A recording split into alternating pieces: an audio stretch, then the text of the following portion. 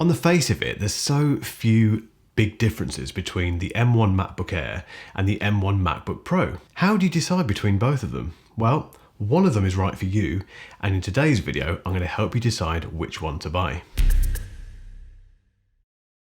Welcome back to Mark Ellis Reviews. Thank you for subscribing if you have. If you haven't, just click the button. Super simple, it's free, and you'll never miss an episode. So I've been using the M1 MacBook Air now for several weeks, and I absolutely love it. It's perfect for what I need it for, but my time with that machine has given me an insight into where it's lacking slightly and where I think it's lacking slightly for other people.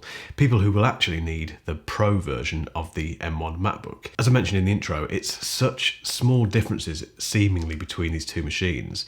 And throughout the content I've done previously about the M1 Air and anything to do with the M1 chip, the most consistent question I've had from viewers and from readers of my blog has been, which one should I choose? Which one's right for me? And this isn't really helped by the fact that the M1 is so powerful. And even that base level M1 Air, mine for example, beat my 16-inch MacBook Pro that I spent £3,500 on in a rendering test. That doesn't help things. But there are differences between the M1 MacBook Air and the M1 MacBook Pro that actually, when you start to think about it, you can narrow down the choice to one of those machines for yourself. So, as always, let's get into it. Let's take a look at the key differences between the two. I've got them on the screen, so I'm going to keep referring to it, bear with me. So, the price, first of all, there's a $300 difference. If we're looking at the US price, it's the same for the UK actually. $300 difference between the Air and the Pro. The Air is $999 and the Pro is $1,299. Fairly significant difference. It's enough of a difference not to make this an easy choice. The base spec Air also has one less graphics core than the MacBook Pro. So the MacBook Pro, they both have an 8-core normal CPU, but the base level Air has a 7-core GPU within that M1 chip, whereas the Pro has an 8-core GPU. 1 core less. The Pro has a fan to cool down the CPU. The MacBook Air is completely fanless no matter which version of that computer you buy. The Pro has a slightly brighter screen, which is measured in something called nits. No one knows what a nit is, but the Pro has 100 more than the Air. Battery, now the Air has 15 hours of web browsing battery, whereas the Pro has 17 hours, so you get 2 extra hours from the Pro. The speakers and mic are slightly better on the Pro. They're kind of called studio quality on Apple's website. The Air just has normal speakers and a mic. There's very little in it weight-wise. The Air weighs 2.8 pounds and the Pro weighs 3 pounds. And lastly, the Air looks slightly different. It has this tapered design, and that does mean that although it's very thin at one point, the thickest part of the Air is actually thicker than the MacBook Pro overall. But everything else, you know, the ports, the configurable memory, they both go up to 16 gig. The storage options, they can both go up to 2 terabytes. Keyboard, the FaceTime camera, everything else is absolutely identical. So, where do you go from here? Well, you ask yourself the following 5 questions. So the first question is, do you undertake long, consistently processor-intensive workloads? And this is quite an open book when it comes to how you define that.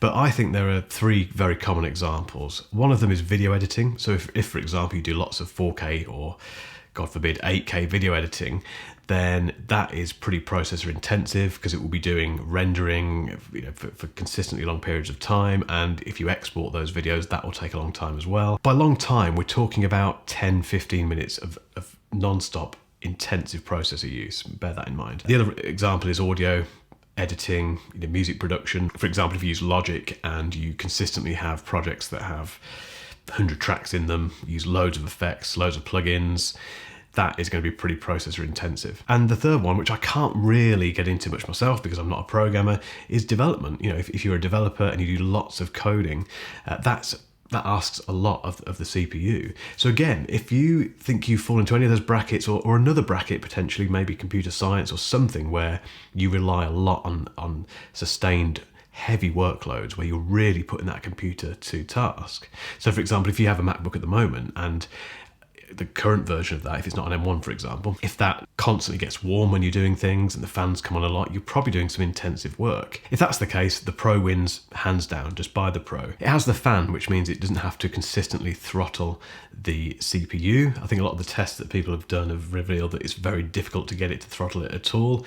But the Air is completely fanless. There's no active cooling in there. And because of that, if you make it do a lot of work consistently, it will have to ramp down the processor speed, and the net result of that is that things will take longer to complete and you may get a few crashes. The next question is, do you care about the touch bar? This is a very divisive topic. I have used the touch bar now on my 16-inch MacBook Pro for quite a while. And when I say use, I mean it's been there and I've accidentally hit it quite a few times, and I occasionally use it to lower and raise the volume and the screen brightness. I don't really use it for anything else. For me, it's pointless. I do know, however, that a lot of people love it. A lot of people actually want it. They perhaps haven't even tried it yet, and they love the idea of this fancy new thing on the keyboard. So if the touch bar is something that you absolutely want and it's a big deal for you, you have to get the Pro, because the Air doesn't have it. They both have Touch ID, which is great, fantastic, but only the Pro has the touch bar. So if the touch bar is a big thing for you, get the Pro. Third question is whether or not you do a lot of work out and about, and if you don't want to have the hassle of continually taking a charger with you. Now, a caveat with this is the fact that the Air still has ridiculous battery life. It's the battery life when you're using it, and also the idle battery life when it's closed and it's not doing anything is just unbelievable. I've never owned a laptop like this one. It's just incredible. The MacBook Pro has 2 extra hours. They've managed to squeeze more power out of it. I think the battery is slightly bigger, and that could mean a lot if you are on the road a lot and you really don't want to have to think about charging. Those 2 extra hours, you need to ask yourself, what can I get done in those 2 hours? If it came to it and you're at the end of a very busy day and you had a really important report or perhaps a piece of content that you had to create and you had to get it done. It's the difference between getting a contract and not getting a contract. If the Air died at that point, that's a big deal. Whereas the Pro would carry on for another 2 hours. So if that's the case, the Pro could be the one to go for. The other one relates to those 100 nits of brightness that you get, the extra brightness that you get on the Pro. And the only time you're ever really going to benefit from that is if you work outside a lot. So if you, unlike me, you don't live in the UK and you can enjoy the outside more than we do, you might actually benefit from that slightly brighter screen. It's a minor thing, this. The Air still has a fantastic, perfectly good screen to use outside, but if you live in a country where it's very sunny and you're out and about a lot, firstly, I'm jealous, but also that 100 nits of brightness might help. I wouldn't use that as a clinch between the two, but if that marries up with some of the other things I've just asked you, and it seems to be leaning towards the Pro would be the one to get. The last one is, do you just like the idea of having a MacBook Pro? If you do, that's absolutely fine. Just get one. If you can afford it, get it. I like the idea of having a Pro laptop. I always have done, if I'm completely honest. And the same goes for the Air. If you just love the idea of being a MacBook Air owner, that laptop has got a lot of fans. It always has, ever since it was first revealed years ago. It's an iconic design and people love their Airs. And if you just love the idea of having a MacBook Air and you're willing to accept the fact that even if you perhaps do 4K video editing, it's occasionally going to struggle and sweat and pant and complain a little bit, but you just want an Air, that's fine too. It doesn't matter. It's entirely up to you. So yeah, if you really want a Pro, just because it's a Pro, get the Pro.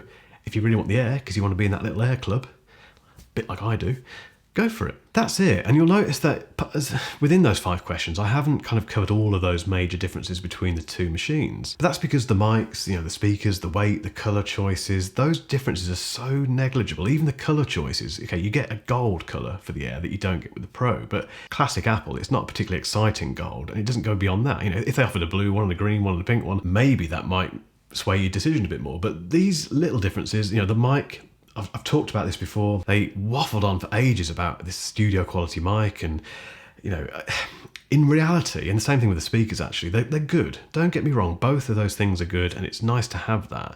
But if you're a Pro user, you will not use, 1, the speakers to properly monitor the audio that you're creating, and 2, you wouldn't rely on the laptop's mic for proper production ready stuff. You just wouldn't. So it's just a negligible difference that would not make a difference. Same thing with the weight. They pretty much weigh the same, to be honest. They're pretty much the same form factor. The things that I've mentioned are the things which will make a tangible difference to your life. That is completely what I'm about when I use technology. It's why I created this channel. So that's it. You know, those 5 questions. If you need to go back and watch them again just to get your head around it, go for it. If you've got any other questions about it, then ask me in the comments. Other people always get involved. It's fantastic. And if I have managed to give you an idea of which one you're going to go for, again, which one is it? Let us know in the comments. Keep watching for my completely unfiltered reaction to the M1 MacBook Air and 2 weeks I spent with it, because if that is the one that you're thinking about, that video may help you. Well, it will sway you one way or the other, definitely. So keep watching for a link to that video. But in the meantime, thank you so much for watching, and I will catch you next time.